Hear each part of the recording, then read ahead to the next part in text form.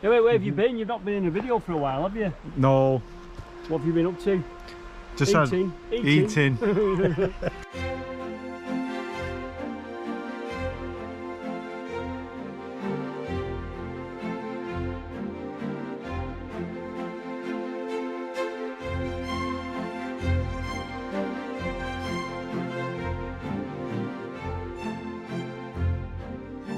Hello, my name is Martin and welcome back to another video. Beautiful day, September, autumn is on the way. So we're here just in Yorkshire again, West Yorkshire, just outside the town of Mayroyd. This is Cragg Vale. We're here to look at the remains of a wonderful water mill. Today we've got with us James, who you've not seen for ages, Roy, and we've got John here, who's just clinging to the edge of this cliff. And we are on a cliff, we're in a steep-sided valley. It's got a little river at the bottom of it and it powered a paper mill and some cotton mills, very early ones. So let's go and take a look. Okay, so where are we this week? Well, let me zoom in a bit. We're actually in West Yorkshire again. And you're probably thinking he's always in West Yorkshire, what's going on? Well, when you live on this sort of eastern side of Manchester here, the Pennine foothills are only here. So you have to drive a short distance. We're in some quite beautiful countryside. So us Manchester folk just drive east and we're in countryside and we like it. So there you go, that's why we're in West Yorkshire. It basically borders, a lot of it borders Manchester here. Anyway, let me zoom in. We're sort of not far from Rochdale again. As we zoom in down here, you'll see we are not far from, or we're going near the towns of Mayroyd. That's how you pronounce that, as far as I'm aware, Mayroyd and Hebden Bridge. We're actually looking in this valley here, Cragg Vale. So that's where we are, and there's a little stream that runs down this valley down into Mayroyd. We're going to look there, and then we're going to move on over to Hebden Bridge. Step built into the wall there, and James will demonstrate how that little step system works. Woo, what a good lad. Right.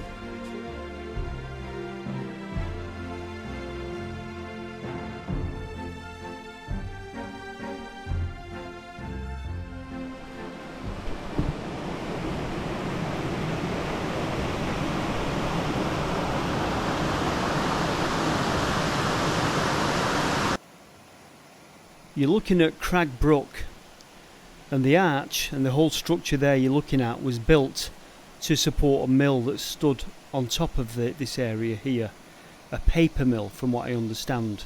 I want to draw your attention to this side. We're not sure what that arch is there. I've got a theory, I'll tell you in a bit. And then there to the right is the tail race, because this mill was water driven, so 2 tunnels there. There's a picture of what you're looking at, and I've shown you that so you can look on top and imagine a mill standing on top of that, with obviously the brook running underneath it, and there's a wheel to one side to the right that I'm going to show you in a moment. So the arch that I'm pointing to there, we think that was a chimney, and we think, and we're not sure, that they went in there and shoveled out the ashes. But anyway, let me just show you the wheel pit as we walk up here. Now the landowner is here, the chap that lives in the houses to the right, so he's explaining things to us. Look at that.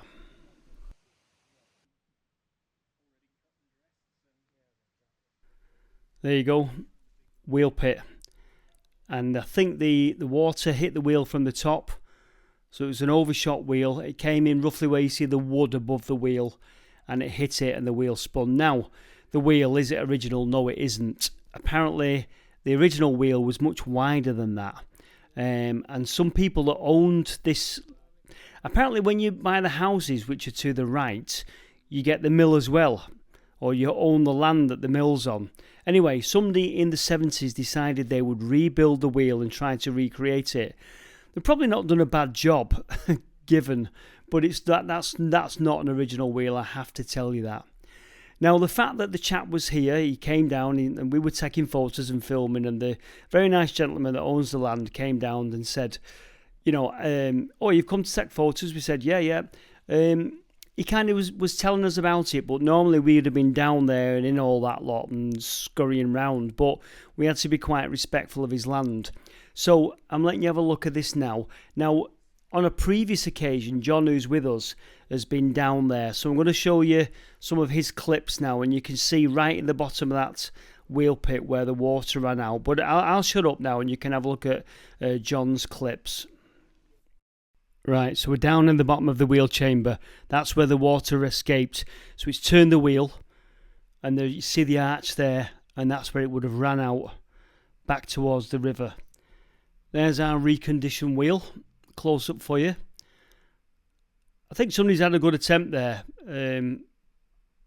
at making it. If anything, for me, it makes it look the way it would have done. I know it's not an original wheel, but it makes it look.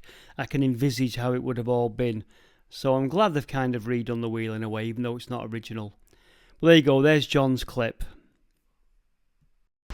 So here's a story for you. Apparently, they used to cook coal on site and create gas. And there, you'll see there, the base of a very old gasometer. You can just see it there. I'll try and get some close-ups for you. So somewhere they had a coking plant, created gas, stored it here on site, used it to power lights at the mill, and sent it down into Mayroyd, which is the next village just down. So they sold it, any surplus, into Mayroyd basically. Incredible. I would have never have noticed that, but the local chap who lives here has just told us about that story.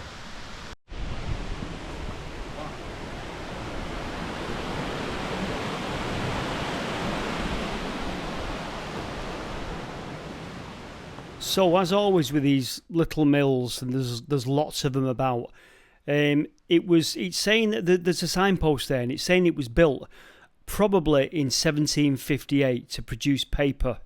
So initially a paper mill this was, and then later in the 1800s it was converted and it was a cotton mill, probably still water driven in the early 1800s, and then the coal and the gas came later. Because a lot of the mills in the valley suddenly seized this idea of working on coal. But there's a nice view for you of the wheel pit.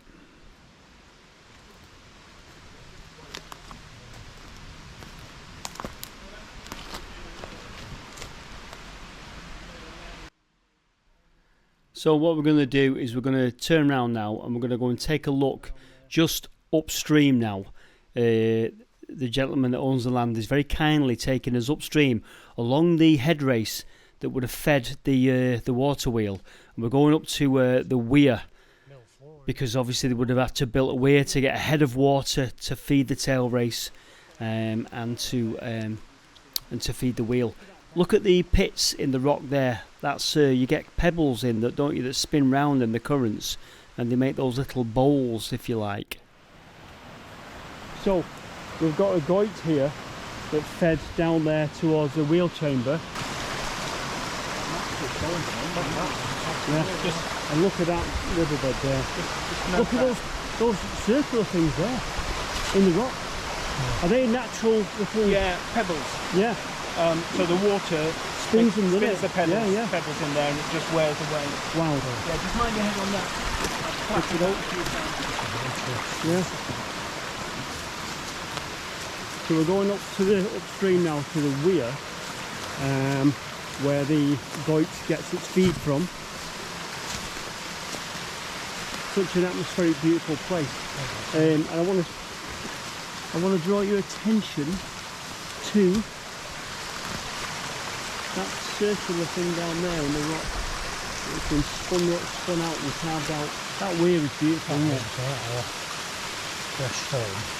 Wow. And usually there's water pouring over it.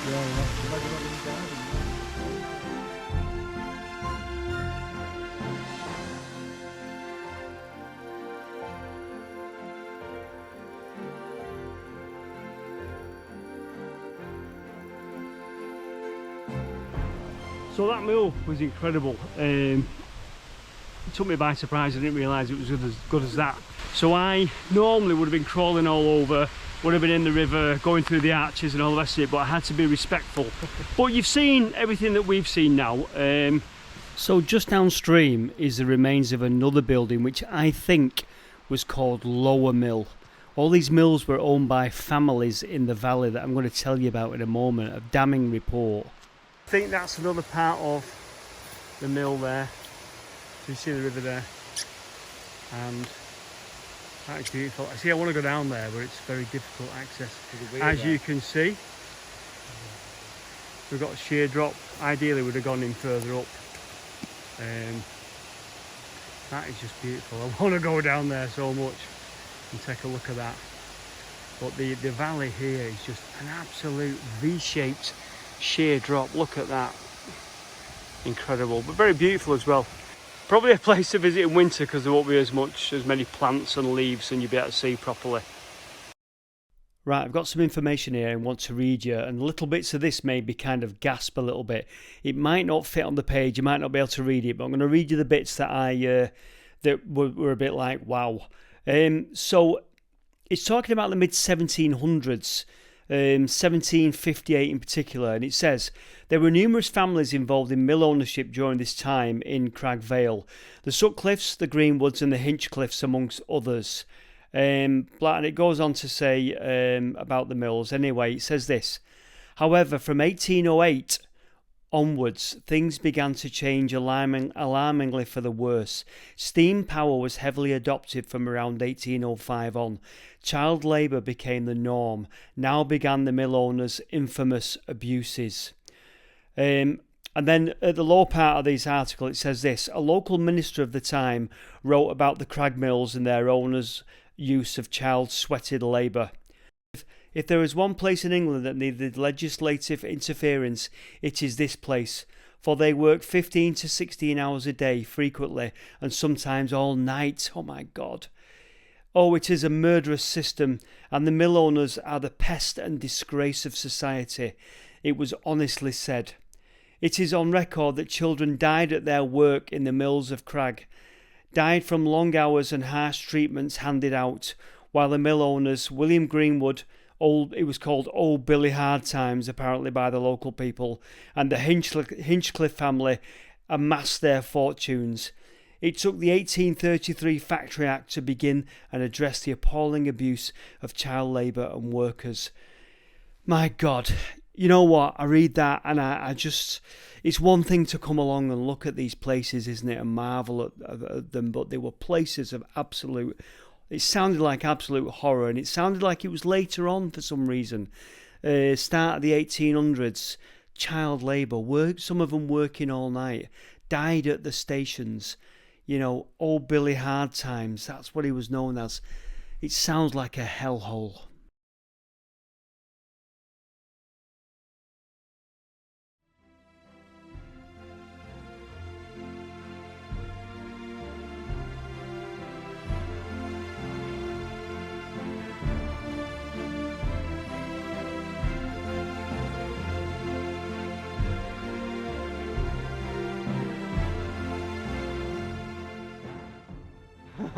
Okay, so we're going to go to some remains of another mill that John knows, another one of John's gems there.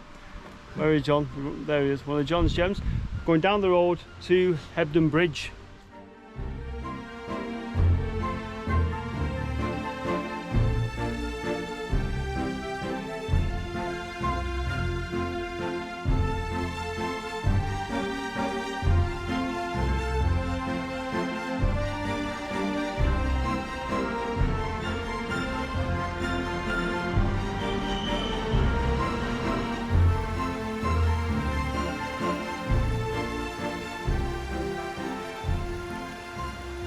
What do you reckon?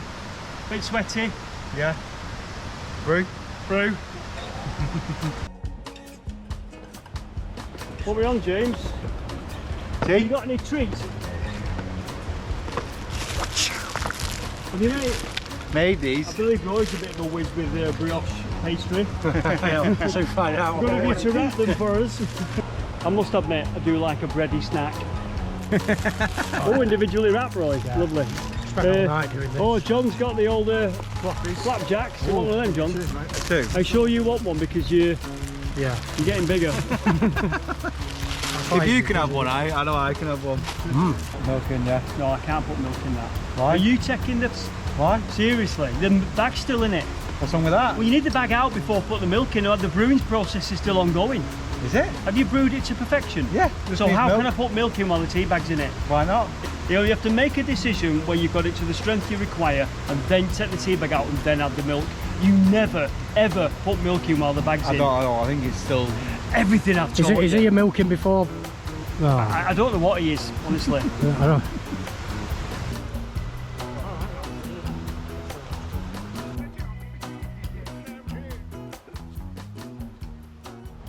Right, I'm just going to take a walk out to the middle stanchion there and show you something that were featured in the... Do you remember the Batings reservoir where the bridge was exposed?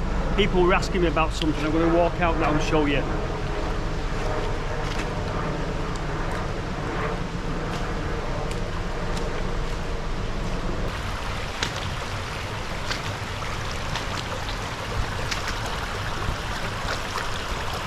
You see those there underneath the bridge? Well, you've got to imagine a time where the arch wasn't built and they just put this ground piece in here. They would have sat or built a wooden frame on there that sat like that, and then they would have built the arch over it. And of course, once they get to the top keystone up there, the arch holds up itself, and then they would build all this extra masonry around it.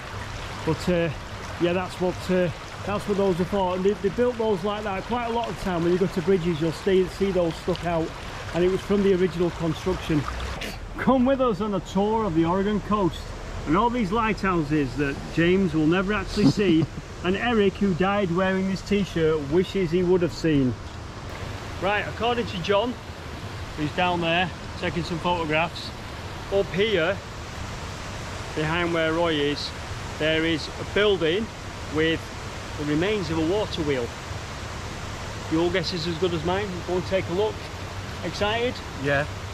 So apparently, according to John, there's a wheel I'll show you. in there, I've been in that building. documented it already. And we might not get in, but if we look through, we can see. Is it the original wheel? Yeah. I've watched So it's it. the actual original wheel. It didn't used So, to be. but we're here in the middle of a It's kind of a also yard, done this. as you can see. Watch this. Stonemason's yard. It's a So reclamation, yeah. that's what we can get access, or at least we can peer through and have a look. Oh, look at this. Oh, look at this. So what are these? These have been put here, haven't they? Wow, wow, wow, wow. So those obviously are not mounted there, they've just been put there. They're all sluice gates or sluice mechanisms. We've got, that's what the weir was for. So we've got the head race there that fed into there. So I'm going to get down there in a minute, sit on there and see if we can show you inside there. Wow.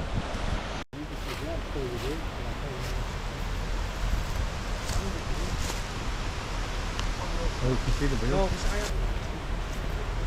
So there you go. So this is, again, I always go on, but this is how it works. You build a weir, an artificial sort of like waterfall, if you like, spillway. You get a head of water. If we go around James here, you can see there the head race that would have gone in there, turn the wheel, and that's those sluice things there were probably mounted on here, I reckon, mounted there, and on this one here, and controlled the flow down here. Let's go along here. So in there, you should see the wheel. I might have to zoom in for you. You can see the arch as well. Solid that wheel, unless those have been put in later, I'm not sure, but it's a pretty solid wheel, that, absolutely beautiful. And then as you can see here, there's a bit of overflow there. And we'll go down there, we'll take a look.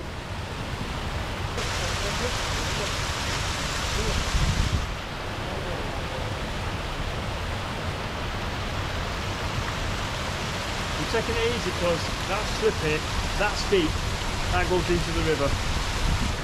You want it back?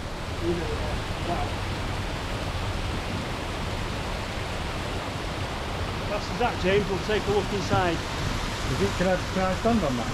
You could do, but it's a bit slippy.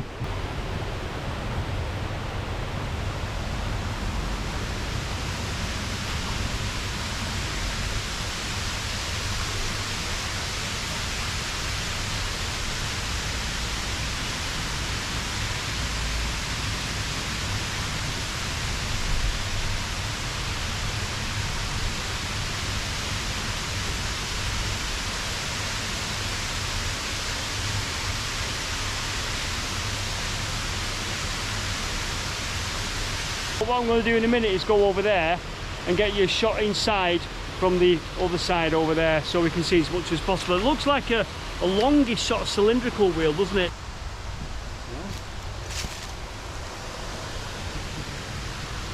Yeah. Right, so just on the other side of the head race now, I'm going to try and get you a shot inside there. Get a shot first with the GoPro, then I'll get some zoomy shots with the phone.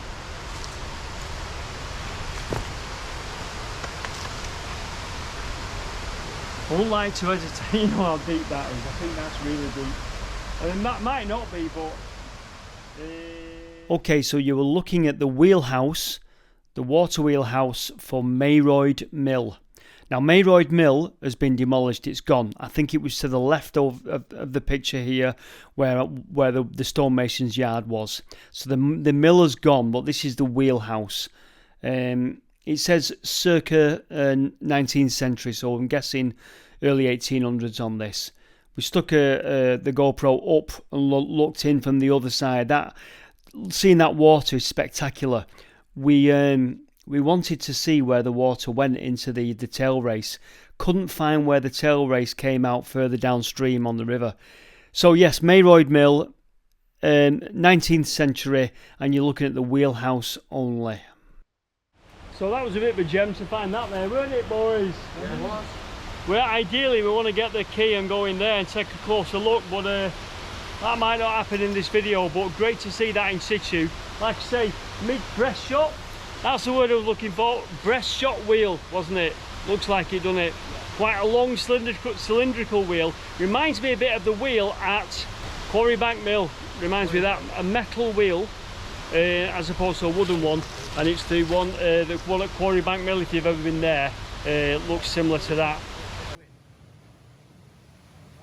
In fact, I went there earlier this year. There it is, the water wheel at Quarrybank Mill.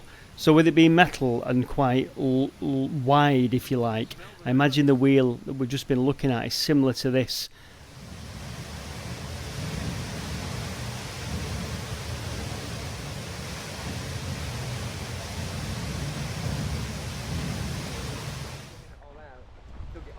Can I come in here? And there's two wheels here. Can I come here, yeah? Yeah, yeah. So these are the wheels apparently. Obviously that's just added on top, but Oh right. So those, is that those two are from the that original mill? wheels. Wow. Oh, this was a mill. That was the kind of... Have you seen the pictures in the train station? No. On the opposite platform in the train station. Oh, we'll have to go in, yeah. There's loads of old pictures, and there's a picture which has the mill, which is basically, we're stood in it now, we're stood on the We'll go that side of the ground floor. And Fantastic. our building was the stables. Right, so that was the stable stable. building. And basically went right out and had a loading bay out onto the towpath. So apparently that building there is the stables And for this the mill. was the wheelhouse. So that chap said there's old pictures of Hebden Bridge in the station, so we'll go and have a look at those pictures in a minute. Quickly, you remember the River Calder there? That structure there. We went on top to have a look at it because we didn't know what it was. Somebody suggested to me it might have been like a toll house, but I don't know. I don't know what it was. Somebody will know. But here it is. We're approaching it from the top now. Obviously steps to a small building on top. Now, bridge across the river could well have been like a toll booth. Bit of a space underneath. Unfortunately, been used by someone doing illicit things, but I'll show you in a second now. But this space underneath, I can't. If I don't show you, you'll shout at me. Didn't have a brilliant torch for me, but that obviously goes somewhere. We didn't bother going down there, as you can see. But it's not uncommon, because when I show you these pictures in a minute in the station, you'll see other ones, but we don't find this one on the picture.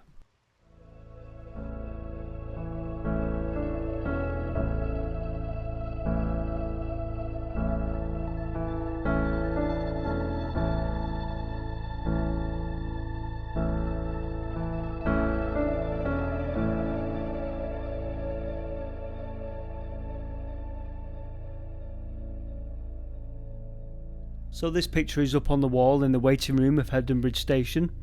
Bottom right, that little building there near the bridge. I wonder if that's what was we were looking at earlier, that could have been the similar thing, couldn't it? That's not the one, but it could have been similar.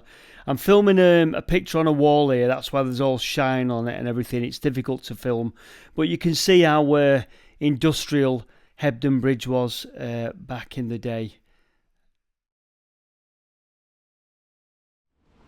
Enjoy the mills? Yeah, it's cool. Good, wasn't it? Yeah. So, pub? Pub. Pub, what pub in Hebden Bridge, do you think? Yeah. Hebden Bridge is nice. Nice pubs. Nice pubs. Try and find a nice pub in Hebden Bridge. James is buying. You're around.